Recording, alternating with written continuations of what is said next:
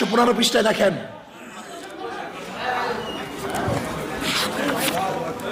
এই কিভাবে এই মানুষ পরিবর্তন হয়ে, এই যে দেখেন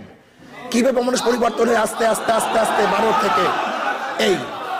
আওয়ামী লীগের পতনের জন্য একটা জিনিসের যথেষ্ট, শুধু বাংলাদেশের জনগণকে বুঝাবো, যদি আওয়ামী লীগ ক্ষমতায় যায় এদেশ নাস্তিক হয়ে যাবে, মুসলমান থাকবে না, নাস্তিক থাকবে না, মাদ্রাসা থাকবে না, টুপি থাকবে না,